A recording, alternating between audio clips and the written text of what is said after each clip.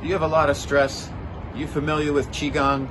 This is Robert Manni, host of Guys Radio, and on this week's show, my very special guest is Qi Gong Grandmaster Adrian Lowe. We're going to talk about stress, breath work, healing, and his book, The Stress Elimination Handbook. It all starts on KCAA Radio, Wednesday evening at 8 p.m. Pacific Time.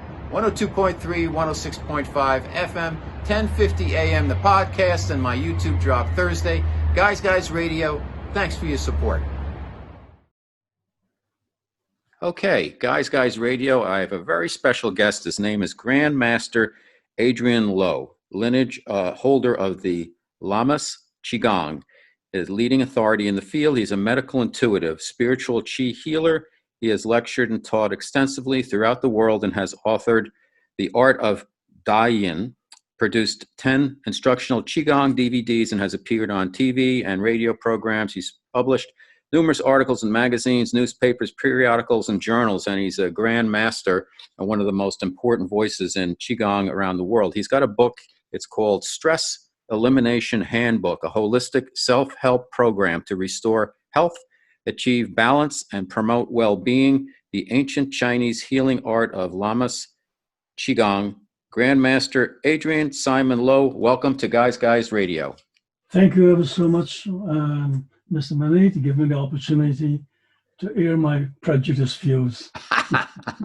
Well, you're talking to us. You're out over in England, and I'm in California, so it's a global event here. So welcome to the show. Let's get right at it at the beginning. A lot of people kind of get, have practiced different holistic arts. Myself, I'm a Reiki master teacher. I also am an advanced clinical master hypnotist. I do dowsing every morning. I do meditation every morning, but I have not taken that next step, which is to get involved with Qigong or Tai Chi. And a lot of people, I think, have heard the terms but don't know the difference, and they are very different. So maybe we start out with what exactly is Qigong? Qigong really and simplistically is breathing via your nostrils into your lungs, into the lower abdomen. And don't laugh at this, but this is what happens. When a person becomes or reaches a certain stage of development, you can breathe the aperture between your rectum, the space there, it's called a perineum. You can actually breathe downwards out of there. You'll never breathe upward, because this thing we call, like in the old days when you had forts, you have a closed bridge door to isolate you with a moat from invasion. The body does the same. It has like a trap door. That's the best that 99.9% of all humans can achieve. There's a later stage of that, very, very difficult, almost impossible. That first stage is called microcosmic breathing. There are many people who profess and say they can, but all they do is abdominal breathing. To breathe via that particular part of the perineum is very, very difficult. But if you can do it, for some unknown reason, which I can't put my finger on. I first started Qigong when I was 6. That was 71 years ago. And I find that as you get older, you should become weaker. This is the norm. I've become physically stronger. I can't understand why. I eat properly, I must admit. That's one of the things. I exercise very, very infrequently. The reason was because as an ex-martial artist, I realized that exercise can be helpful, but also injurious. In other words, it can cause injury. And as you get older, you don't want to be injured, because every injury that you have makes the body, as a holistic system, if you want for a better word, become vulnerable to all kinds of diseases. What Qigong does for the person, it gives them the ability, without a teacher or an instructor. Once you learn, you don't need anyone. Everyone can breathe through their nostrils. Some people can concentrate breathing into the lung. Others can breathe into the abdomen. But to move the breath further down, it's not easy. However, there is an easy path if the person's prepared to want to really improve their health. You cannot do Qigong for another person. You can only do it for yourself. In other words, the benefits are only enamored, induced, or presented to the person who's practicing. A person can practice and then forget, never do it again ever. Or they can practice and do it once a month, once a week. I practice it every single night. Every human being has a 2-hour clock in the body, like 1 to 3, 3 to 5, 5 to 7. My 2-hour period, if you want, is between the hours of 2 and 4. It's a funny time. So I can go 2:30 up to 4:30 and stop anywhere I want. So that's a nocturnal, so which means I gotta make myself awake to perform or to try to my best to protect my health. So Qigong basically is breathing. Basically, Okay. the movement that you do, that is Daoyin. Okay. Daoyin means to lead and guide the Qi. Qi is the life force, if you want for a better word. Qi is an essence, if you could see it, which is almost impossible. It leads and guides the blood, but follows the blood at the same time. In other words, it's a contradiction in terms. If your breath stopped, if your blood flow stopped, if your heart stopped beating, you can still be resuscitated. You can. Sometimes when a person is under doctor's orders, they stop the heart and then rebeat it again, fibrillate it again, restart it again. But if Qi has left the body, you'll never come back. You're dead, finished. So Okay. Qi is your life force.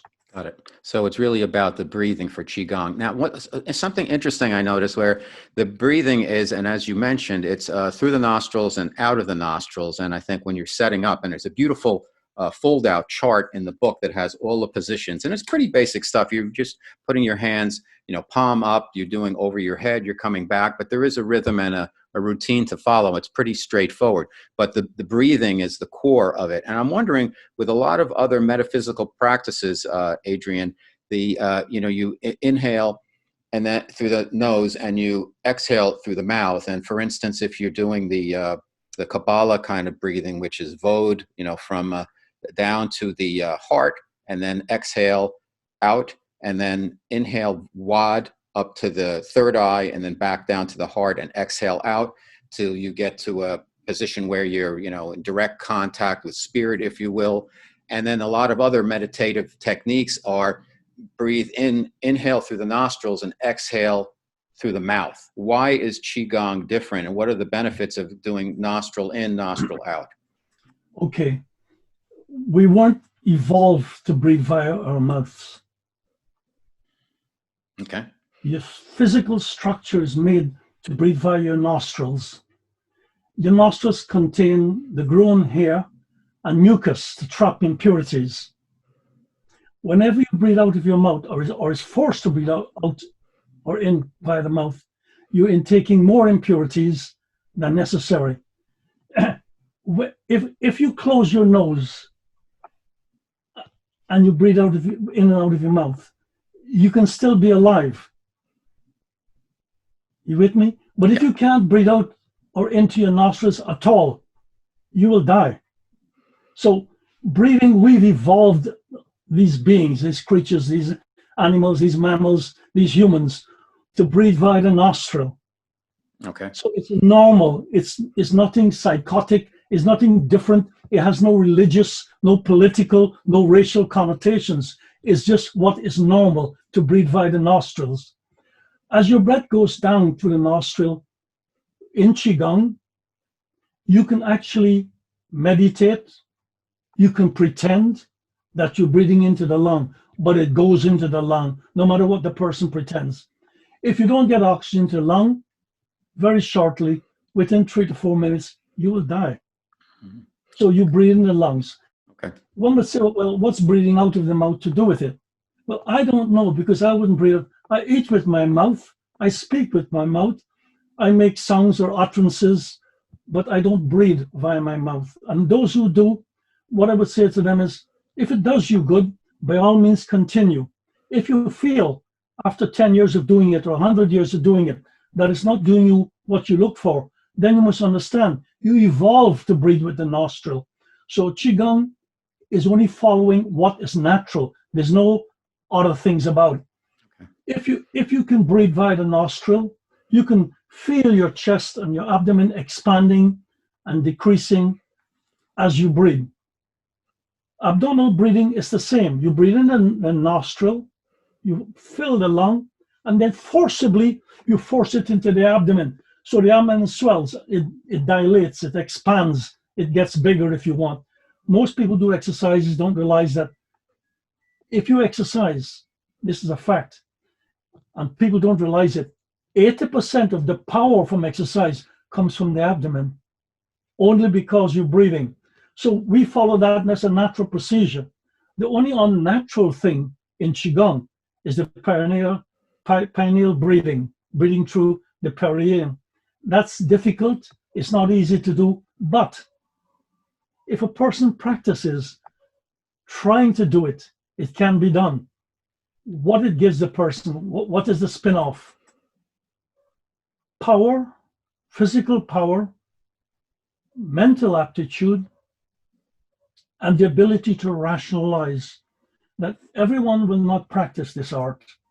It's only people who feel, I want to find out why I'm not in control of my life. If you control your breath, you control your life. All right, the name of the book, it's Stress Elimination Handbook, and Grandmaster Adrian Lowe is my special guest on Guys Radio. Speaking of stress and breathing, there's so many people, particularly in Western cultures, I think you'd agree, that do a lot of mouth breathing, a lot of short breathing. And I'll tell you just a quick story. I recently had an emergency appendectomy about a month or so ago, and it really threw me for a loop, and I'm slowly but surely getting better. I had to take very powerful antibiotics that killed everything, so I've been doing a lot of probiotics and things like that, and slowly but surely every day I've been getting better. I'm still sweating a little bit at night, getting things out and all, but one of the things I noticed is my breathing has become shorter. I did a self-Reiki session on myself, and it broke everything up, and it allowed me to breathe better. I'm going to have to do it again and again. I'm going to start to practice Qigong, but I noticed that from the trauma and the stress on my body, it seemed like my breathing now has become shorter. My wife even mentioned that to me.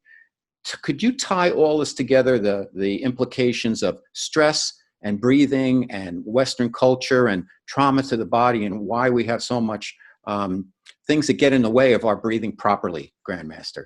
I know it's a long, complicated question, but first, one has to understand what stress is.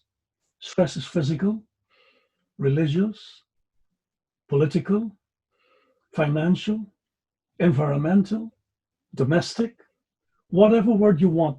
Everything in the body, every single molecule, every atom, every neuron, every electron, every positron in the body is under constant daily stress. The moment we come into the world, when we're born with stress, we cry out. If we don't cry, we encourage to cry by pain. Those in the hospital give you a slap or a bang or a shake.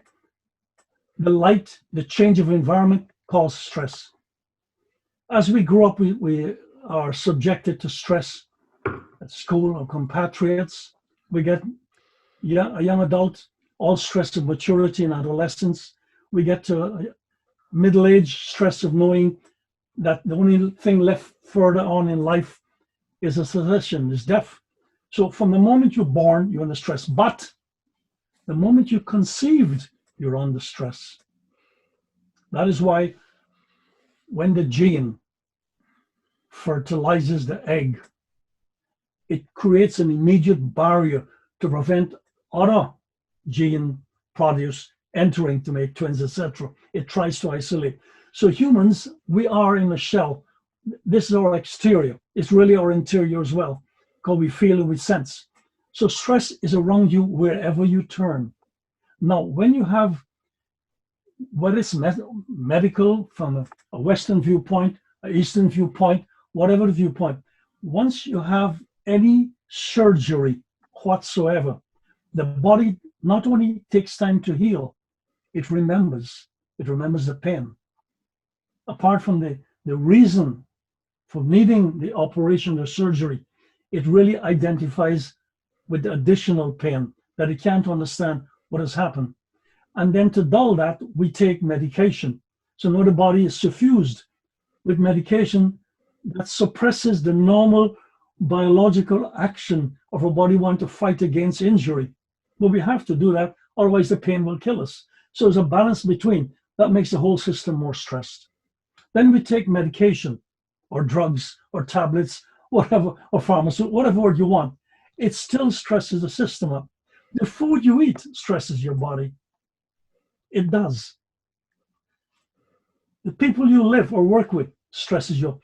A person can pretend that they're not stressed. If you pretend you're not stressed, it shortens your life. Once you understand stress, you take the measures, the path, the methods, whatever's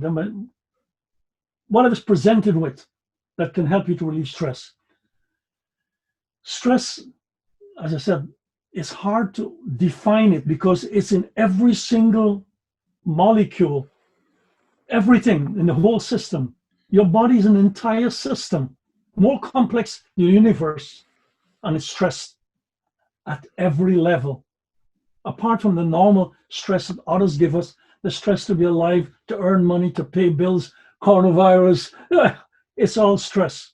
The only way you can not so much as eliminate, but first learn to control, then manage, then reduce, then eliminate. You first have to learn how to breathe properly. You will know when you're breathing properly when the pains, the ache, the restriction, the body's anomalies, when you feel, well, that doesn't hurt anymore. I can breathe freely. And then the minute you stop, those things that cause the problem comes back because it's within your system. The things that cause stress becomes part of the body.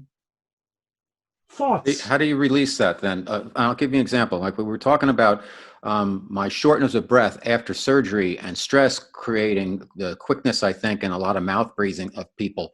How do we alleviate that? And for myself, I did a self-Reiki session and it really helped. But then 2 days later, I found myself kind of still having shortness of breath. And I'm like, this isn't like how I typically breathe. And I'm thinking this is related to the surgery because of the stress, as you said.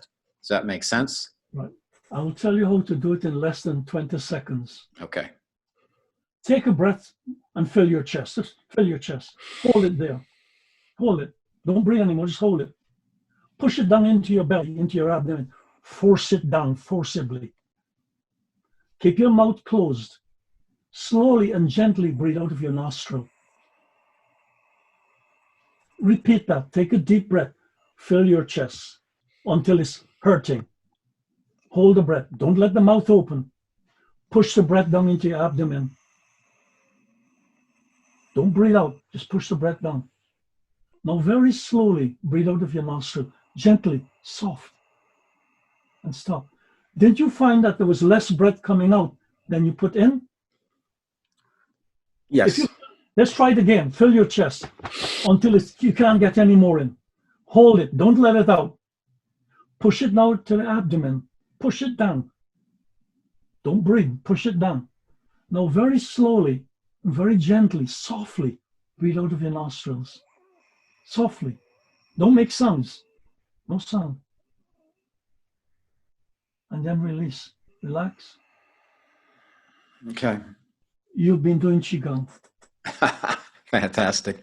So it's as simple as that. Mm-hmm.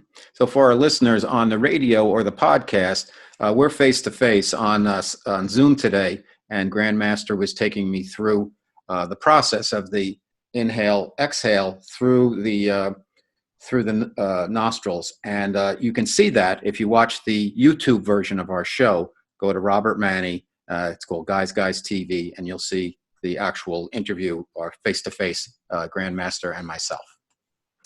So, Robert, yes. I want to show you what a real Qigong master can do. Okay. Apart from you telling me, which I wish you hadn't told me you had surgery. The actual surgery itself was okay. They missed one thing. They missed looking at your liver.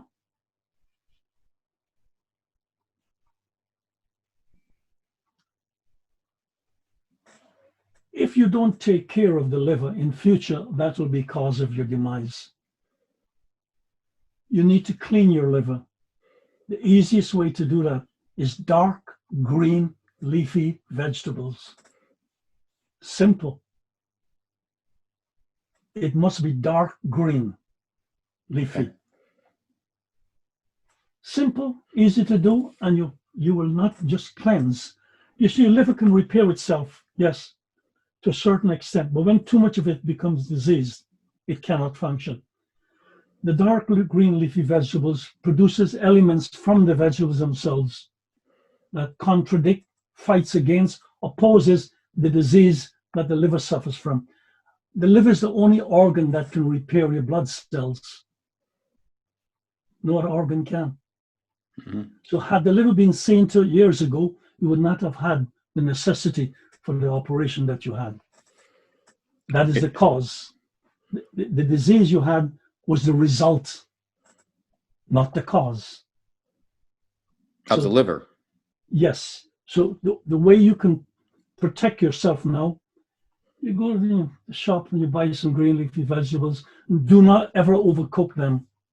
Maybe al dente, we call it like half cooked. Mm-hmm. And that's the best way to eat them. Simple, cheap, economical, easy to manage. And how long does the process of the rebuilding the liver take? Say about 12 weeks. Okay. Well, I can do that. The one thing that I had it's very interesting, and we're talking about this on the air, but when I was in tremendous pain, I had this epiphany that don't drink alcohol anymore. So I said, okay, I get through this. I'm not going to drink alcohol anymore. And I haven't. And we've been juicing at home with organic green, dark green leafy vegetables plus beets and things like that, but a lot of, spinach and the beet roots and everything. And I just had an idea that I needed to clean myself out. So it's good to know that. And thank you for mentioning that to me. But sounds like I'll be okay if I do the right thing, right? But it's simple. Okay. It's not complex. Mm-hmm. And with the breathing, you've done it in less than 20 seconds. I know there's movement, etc., but that's in a later stage. The first thing for anyone is to do what is simple and effective. It's like baking a cake. You bake your best cake, then you want to put some icing, then you want to put some decorations, then you want to put some. The first thing is to get the body responding favorably. It's simple, easy to do, doesn't cost any money. I don't understand what goes on in this world. Mm-hmm. You don't have to pay to breathe. You just do to breathe. I said, in your case, I said, had we spoken a few years ago and you'd taken that precaution, that would have eradicated the necessity for the surgery you had. Because the surgery itself, though it's perfect and done its job, is injurious. The body remembers the traumatic experience that it suffered. Any invasive element to the body is an alien invasive element. So you can put that aside and think, right, now I know how to handle that. And I think you got one good thing going for you. You said you had an epiphany. Please tell me about it. Well, the epiphany was don't drink alcohol anymore, and even in moderation, just cut it out. And I said, okay, I get through this, because when I was in such pain, when I was having this attack of appendicitis, and I didn't understand what was going on because I'd been doing like 75 push-ups a day, and I'm a boomer, and I swim 20 laps, I run 7 miles. I'm like, what is happening to me? And as I was laying on the floor and I could not shake this pain in my abdomen, I felt for a moment my life force actually slipping out of my body. And I pulled it back and I said, that's when I had the epiphany. I said, don't drink anything alcoholic, no more alcohol anymore, and go to the hospital now. And that's what we did. And they put me right into surgery after I went through the usual protocols and stuff. And they said, we have to take this out. And they did. And there was some infection. And that's why I had to take these heavy duty antibiotics. And it really clobbered me, because it not only kills the bad bacteria, but the good bacteria. And it took me a while to build all that back up. And I'm feeling really good now, but I'm glad you mentioned what you mentioned, because I've been thinking, like, is there anything else hovering around me based on that? And if it is something with my liver, then I will take the steps to rectify it. So thank you. alcohol attacks the liver. Yep, I understand. So about the book, you can let your viewers, etc., know. I have my youngest son in Florida, and if they get in touch with him, his thing is in my website. And they pay for the postage. He'll give them the book free. He has hundreds of my books there to give away. Okay. Well, We don't charge for nothing. Okay. Let's get into your story. This is it's Guys Radio. My special guest, Grandmaster Adrian Simon Lowe. His book is Stress Elimination Handbook, a holistic self-help program to restore health, achieve balance, promote well-being, the ancient Chinese healing art of LAMAS Qi Gong. I think the listeners would like to know your story. How did you begin in your holistic practices, and how long have you been doing this, and what are some of the changes that have occurred with you along the way? My family originally came from China and lived in South America in the first British colony. They had the only one British colony. They traveled surreptitiously, secretly, because they were hunted. There was a lot of tribal, intestine, tribal wars and all kinds of things. So they traveled at night. Eventually they got to Hong Kong, which was called Guangzhou, and then they sailed around 1842. It took about a year for the boat to get from China to South America. It stopped on the way, delivering sugar and buying all kinds of stuff. Anyhow, and then I was born in 1943. My father was part Chinese, part Negro. My mother was from Portugal, her family. I started first with my grandfather. His name was Silo. And I asked him, why Sai? And then he said to me, because it meant Qi Gong. But he just wanted to English-fize, language-fize, whatever you want to call it, the name. So instead of Qi Gong, you just say Sai, which meant like short for Simon. And I started my grandfather, but he didn't speak English properly. He tried to communicate as best as he can. And then when he passed away, he was, I think in some places you call them Masonic Lodge type individuals. And he belonged to the Scottish Flower Lodge. I didn't understand what he was doing. He was teaching the people there who wanted to be able to help others Qigong, but they didn't call it Qigong. They called it some other nonsense. Anyhow, he passed away. I was about 11. My father started teaching me, but I was training with my granddad since I was 6. What I liked about it is that I was given undivided attention. So maybe I craved attention, I don't know. And I found it nice to be able to do something that others didn't know about, didn't understand. It was like my little secret, if you want. And the only time I started teaching was in 1991, when there was a program in England where the teachers were subjected to stress to such a state they were leaving the teaching establishment and the pupils were going berserk. So one of the schools invited me. I went there and I had a lot of students, young kids who were bad. They were in a bad way. It took me 6 weeks. They improved beyond the recognition, passed their exams, etc. It was on the television, published, etc., etc. And then some people saw it and says, could we practice this art? Some adults. I said, okay. And then in 1992, I started teaching. It was a family art, so I felt like I was betraying the family. However, I put health in front of everything. And I found if people want to improve their health, I'll be there for them. And in that time, I've taught hundreds and thousands of people. And they ask, well, what level do they stop? I said, the level when you think you want to teach others and they are feeling good and they're improving their health, then you have mastered the art yourself. I haven't made you a master. And there's a lot. We got quite a few in America, in New York, in Massachusetts, in California, more so in Florida and here in England. But gradually up to from next year, I will step back. Next year, I'm 78 years of age. I will then become very selfish and focus on my own health. My youngest son will take over. He has other instructors there. They're just a level below him, but he's been with me practiced since he was 9. Now he's 48, so he's got some history. But I will step back for one reason only. I put my health before everything else. At my age, I have to say, be selfish so you can be of use to others. So I will step back. I'll make my last journey. I would have done one this year hadn't it been the coronavirus. So once the coronavirus restrictions are removed, I will go back to Florida, and that'll be my last time in America.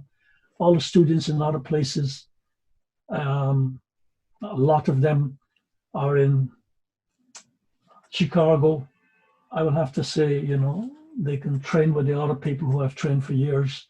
I know it sounds selfish, but I say to everyone, put and prioritize your own personal health in front of everything else. Because the only time you are of use to others is if you're healthy. Got it. You mentioned why is it called the Lion's Tail Qi Gong? And is that a different version of Qi Gong than other types?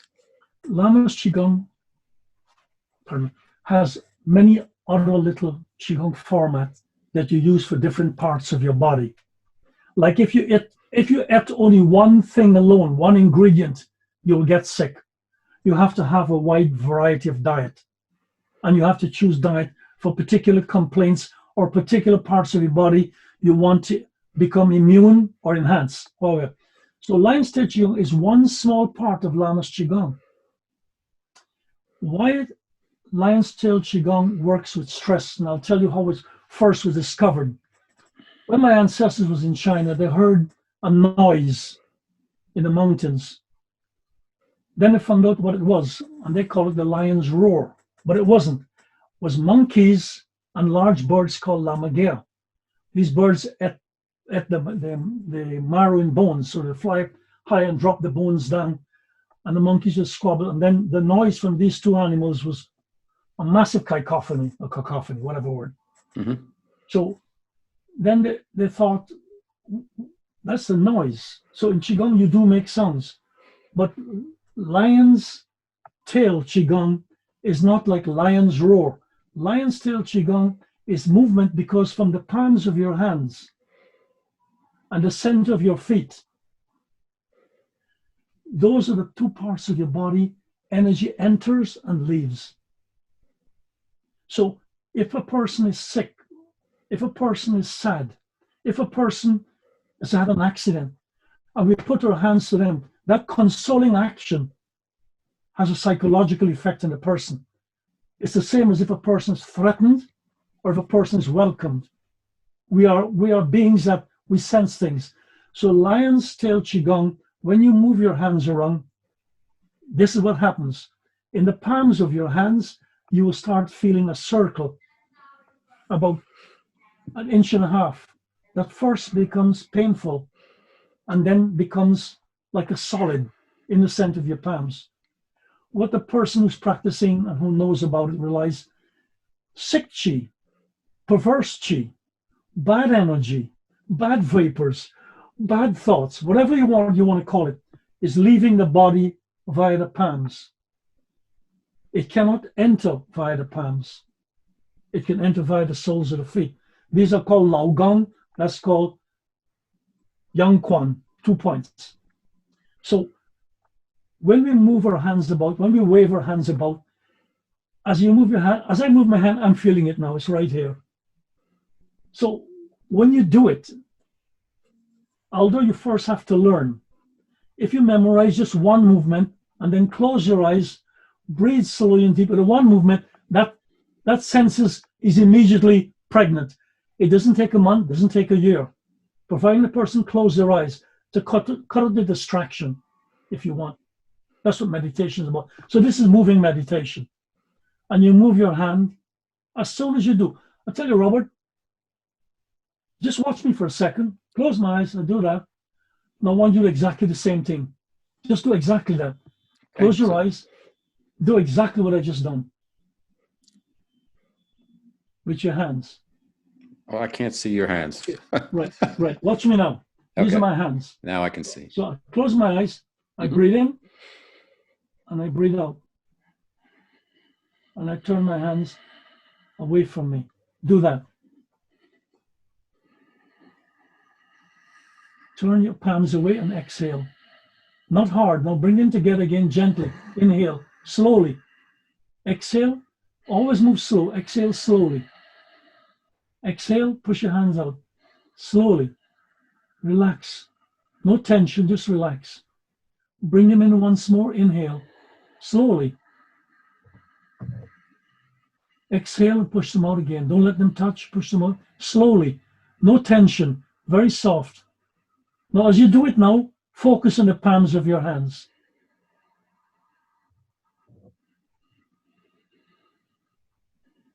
Slowly, slowly.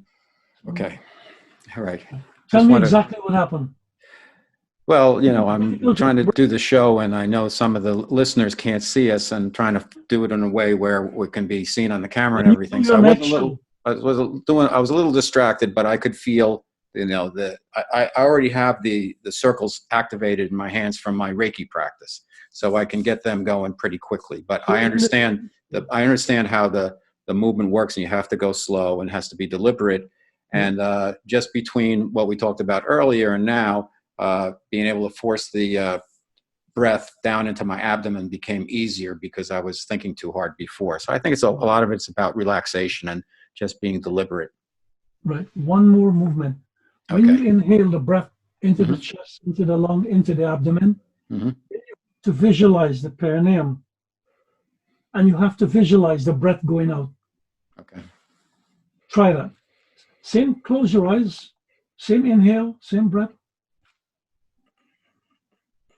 Push the breath into the abdomen. And exhale via the nostril. Open your eyes. Now we take it one stage forward. Okay. I'm going to tell you what I'm doing. I inhale into the abdomen. I close the sphincter muscle inside my rectum. Okay. If you do that, you'll feel it inside your rectum. Pull it inside. That's how you close the lower bridge door. That's the bridge. Okay. So what one would do is inhale into the chest, into the abdomen, close the lower bridge door, and then open the lower bridge door and feel the air passing through the perineum. The Hu is called Hu Yin in Chinese. That's the entire microcosmic breathing. There's no secret, there's no miasma, there's no hypnotism, there's no indoctrination, there's no melodrama. It's breathing, right? It's only to do with the breath. Okay. Now, in your book, Grandmaster, there's a chart with different colors on there as a starting practice. How do you work with the colors? Right. There's 6 colors because your body has 6 pairs of organs.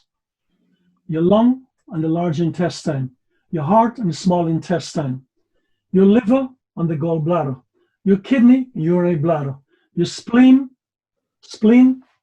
and your stomach. And then you have one that, those are what the Chinese, 95% of Chinese people know, and 90% of the world know. There's one other one, right? And that lives close to your heart. It's a covering on the heart, the pericardium. That pericardium works with air. It's to air. But the pericardium's connection is a triple heater, triple warmer. If you're stressed, somebody rubs your shoulder back, it relieves your stress. Because that's an indication for humans when they're stressed. It's not, no, it's internal stress. It registers like a flag signaling. So those 6 colors appertain or correspond or is aligned to each of the 6 pairs of organs. So should you, like for myself, should I focus on the color for the liver and the gallbladder then while I'm beginning the meditation? Okay, and throughout the meditation, keep that color in mind? So don't do all the colors, just pick a color? No, just one. Just one. Okay. For the gallbladder, which is the liver, gallbladder, we know, we see mentally the color green. We know that. Gall is greenish. But the liver is brownish. It's red in the body, but red brownish when it comes out. So you have a mixture of those 2 colors. Whatever. So mostly it's dominated by the color brown. mostly. So we say, because I'm dealing with the liver, I'll forget the gallbladder. I just focus on the color brown. It doesn't have to be dark brown, light brown, medium brown, just brown, whatever brown it is. And what does that do while you're focusing on the color? What does the focusing on the color do to the breathing? Because we're not seeing it, but Mm-hmm. we're thinking about it. If a hypnotist had what an instrument or whatever gadget they use, they make you look at that and it affects the mind, and eventually they can hypnotize you. When you focus on the colors that correspond to the organ or the pair of organs, you are inducing some changes at a mental level that the brain itself then, via the medulla, produces chemical instructions that triggers inside your brain, goes past everything. The brain performance changes, and the sinus gap in your brain, from the brain to the body, there are two electrodes, if you want. They call them the gap shortens. It gets closer. For a healthy brain function, the gap should be about 25 milliseconds in time. As you get older, the time increases. As the time increases, the information from the brain, when you've eaten food that corresponds to nutrients to feed your organs via the kidney, but the kidney actually tells all the organs to do. Those organs suffer a starvation. That is a chemical reaction, a neurological function that tells the body that organ needs this particular nutrient, this particular element. When we drink alcohol, it dulls the brain. So does drugs, so does stress. To dull the brain, it can't function when a particular organ is signaling, in your case, the kidney, I need help. So you anesthetize the brain's function. That's when you get drunk or sweet or inebriated, whatever word you want. So now the brain can't send its messages to the organs saying, I'm going to alleviate your pain, I'm going to relieve your pain. The body's going to supply this type of nutrient, this type of chemical, this type of element, because you have anesthetized the brain's function. And because you do that, the sinus gap opens, it's looking for messages. Instead of getting closer and firing off, it's looking, but there's nothing, because the brain itself is not functioning logically anymore. What is your feeling on things like, cannabis and CBD is legal now, used therapeutically? What are your thoughts on that? First, let me tell you where I'm coming from. I don't drink. I don't take drugs. I don't have extramarital relationships. I'm a very, very bad Catholic. I'm the best Christian you could find. I'm a really bad Catholic. The Pope comes here, I'll tell him a few home truths. So ask me the question again, because there's a reason why I'm asking you. Same question. Cannabis, CBD, that's a lot of it's being, legalized and used in therapeutic ways for pain relief, etc. Apparently, cannabis does help to anesthetize the system, so your pain is reduced. Apparently, it can have some remedial action for asthmatic complaints. But I don't believe in treating the symptom. I believe removing the cause of the problem. Mm-hmm. You can take medication to quieten everything down, Right. but the problem is still getting worse. So yes, cannabis can help to alleviate the symptom. But if you block out the symptom, there's a storm blowing, you got a hole in your wall, and you put toilet paper or thin tissue, it's going to blow it away. The body's the same. You got to treat the cause, not the symptom. It works. Okay. But only treats the symptom. All right. Time for a couple more questions. And again, my special guest, and I'm really enjoying this, Grandmaster Adrian Simon Lowe, the book Stress Elimination Handbook. In the practice, you recommend that people who are doing the practice are standing. Why is that? If you're lying down, your body's function, unfortunately, pulls blood around the abdomen. Blood, as I said to you, is led and pushed or forced by chi. So if your blood pools there, the chi, although it's in your whole body, it's still it runs concentric around the blood flow. So if your blood flow has decreased and pools, the Qi itself is doubling up in one area. That's your life force. That's why when we go to sleep, the system heals better because the healing system is within the abdomen area. That's the power of Qi Gong. So if you lie down and practice it, it's good, but not as good as sitting down.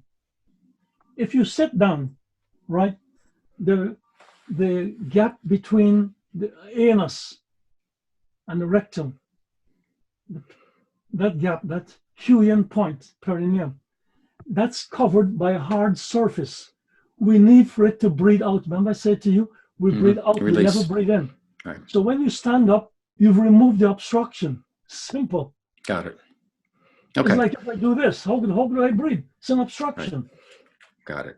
Okay. Grandmaster Adrian Simon Lowe, just a wonderful work you're doing, and thank you so much for being on the show. Why don't you tell everybody out there where they can learn more about you, where they can get your book, etc.?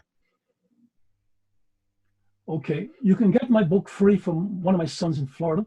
Go to the website. You'll see his details, and it's best you make overtures directly to him. And you could read things about what I do in Qigong, the people I've helped. You can see some real bad cases, real bad. Do you have some videos like YouTube where people can watch the YouTube and while they're practicing? Because I know you have a chart in the book and people can send away for a DVD, but you know, a lot of people just look at YouTube and use downloads versus physical technology now. If they contact my son, he will send them. I did say to you that I'll make my last trip, my last teaching session, and then I'm finished. Okay, what's your website for our listeners? It's LAMAS, L-A-M-A-S. Okay. Qi Gong, Qi-G-O-N-G.info. Okay, and your son's name? Daniel. Okay. Daniel, who went into the lion's den. Terminology. I sent him into the lion's den. Well, I am going to send him a note, and I want to thank you very much for a wonderful conversation. And I think Qigong is, you know, I'm going to make it part of my life, and I'm going to make sure that I work on my breathing, and because I'm all about longevity, as I'm sure our audience is, particularly a lot of guys out there who have, you know, men a lot of times get stuck as they get older. They have trouble adapting. I have a lot of friends and they still eat and drink and work. They do everything the same way they did 30 years ago. And I think a lot of them are going to be in for a big surprise, and you want to be prepared for the surprise so you can handle it. I know I had a big surprise about 6 or 7 years ago with my kidneys. I had that taken care of. Everything was great. And then I had a little surprise with the appendix, and I don't want a surprise in the future with the liver. So I'm going to make sure I keep juicing and just live a real clean life and de-stress myself. So, Robert, yes, sir. Anytime you want, anytime you need help, just give me a call. There's no charge. There's no hidden agenda. Nothing. I understand. Nothing. Okay. Well, you've been wonderful, and I'm really feel honored that you not only came on the show, just the fact that I got a chance to know you. Let's thank our buddy Michael Adler and Alyssa for this because they're wonderful people. So thank you very much, Grandmaster Lowe, and you've been wonderful on Guys Radio. Thank you, Robert.